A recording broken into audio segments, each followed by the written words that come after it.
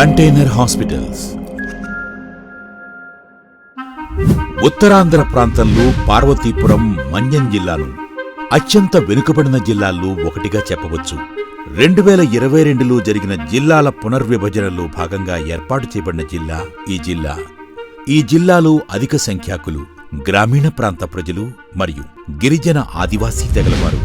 ఈ జిల్లాలో 87.59% ప్రజలు గ్రామీణ ప్రాంతాల్లో నివసిస్తుండగా వారిలో సుమారు 39.77% ప్రజలు వ్యవసాయాధారిత వృత్తులపై ఆధారపడి జీవిస్తున్నారు. ఈ జిల్లాలో మొత్తంగా 956 గ్రామాలు ఉన్నాయి. వీటిలో కొండల మధ్యలో, కారడవుల మధ్యలో చిన్న చిన్న ఆవాసాలుగా ఏర్పడిన గ్రామాలు ఎన్నో ఉన్నాయి. సరైన రవాణా సౌకర్యానికి కూడా నోచుకోని గ్రామాలు ఎన్నో ఉన్నాయి. అతి తక్కువ జనాభాతో చిన్న చిన్న తండాల వంటి కుగ్రామాలు ఎన్నో ఉన్నాయి. ఏదైనా అత్యవసరమైన వైద్య సహాయం కావలసి వస్తే ఆ గ్రామాల్లో ప్రజలు ఎంతెంతో దూర ప్రయాణాలు చేసి వెళ్లవలసిన పరిస్థితి ఆ గ్రామాల్లో నెలకొని ఉంది. దీనికి తోడు ఇక్కడి ప్రజల్లో అతి తక్కువ అక్షరాస్యత, గ్రామీణ వాతావరణం, కఠోర శారీరక శ్రమ, పరిసరాల్లో పారిశుధ్య లోపం, ఆరోగ్య పరిరక్షణపై అవగాహన రాహిత్యం మొదలైన విషయాల వల్ల వీరు తరచుగా అనారోగ్యం పాలు కావడం కూడా జరుగుతోంది. ముఖ్యంగా గర్భవతులైన స్త్రీలలో రక్తహీనత అనేది చాలా ఎక్కువగా కనిపిస్తుంటుంది. ప్రసవ సమయంలో సకాలంలో వైద్య సహాయం అందక ఎన్నెన్నో ఇబ్బందుల పాలవుతున్నారు ఇక్కడి ప్రజలు. ఈ పరిస్థితులను గమనించిన జిల్లా పరిపాలనా యంత్రాంగం వారి సంక్షేమం కోసం అహర్నిశలు శ్రమిస్తోంది.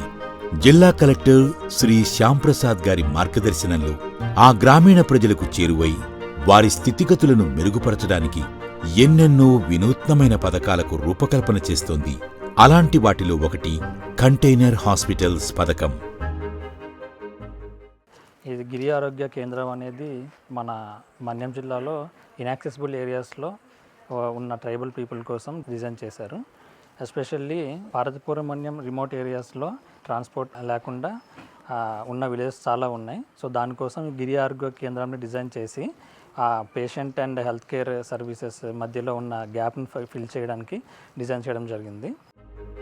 రవాణా సౌకర్యాలు, రహదారుల సౌకర్యాలు సరిగ్గా లేని కుగ్రామాల ప్రజలకు అత్యవసర వైద్య సహాయాన్ని సకాలంలో అందించాలనే సత్సంకల్పంతో ప్రారంభించబడిందే ఈ కంటైనర్ హాస్పిటల్స్. ప్రాథమిక ఆరోగ్య కేంద్రాలు, సామాజిక ఆరోగ్య కేంద్రాలు మొదలైనవి లేని కుగ్రామాల ప్రజలకు అత్యవసర వైద్య సహాయాన్ని అందించే లక్ష్యంతో ఏర్పాటు చేయబడ్డవి ఈ కంటైనర్ హాస్పిటల్స్. ఇక్కడ ఉన్న ప్రజల కోసం ఈ గిరి ఆరోగ్య కేంద్రంలో 105 టైప్స్ ఆఫ్ డ్రగ్స్ అవైలబుల్గా ఉంచాం. ఐరన్ సుక్రోజ్ ఇన్ఫ్యూజన్ కూడా ప్రెగ్నెంట్ ఉమెన్కి ఇన్ఫ్యూజ్ చేస్తున్నాము.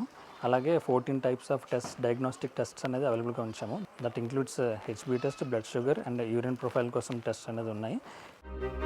పక్కా ఆసుపత్రి భవనాలు, వైద్య సిబ్బంది అందుబాటులో లేని కుగ్రామాలలో ప్రజలకు వైద్య సేవలు అందించడానికి నిర్దేశించబడిన ఈ కంటైనర్ హాస్పిటల్స్ ప్రీఫాబ్రికేటెడ్ స్ట్రక్చర్గా ఆయా కుగ్రామాలలో నిర్మించడం జరుగుతుంది. ఆ గ్రామాలలో ఒక క్వాలిఫైడ్ డాక్టర్, 2 MLHPలు అంటే మిడ్ లెవెల్ హెల్త్ ప్రొవైడర్స్, ఒక ANM, 2 ఆశా వర్కర్లు ఆ కంటైనర్ హాస్పిటల్కు అనుసంధానించబడి ఉంటారు. ఈ కంటైనర్ హాస్పిటల్స్లో అత్యవసర వైద్య సేవలు అందించడానికి గాను 4 బెడ్లు, డాక్టర్ కన్సల్టింగ్ రూమ్, ఔషధాలను నిల్వ చేసే సౌకర్యాలు కూడా అందుబాటులో ఉంటాయి.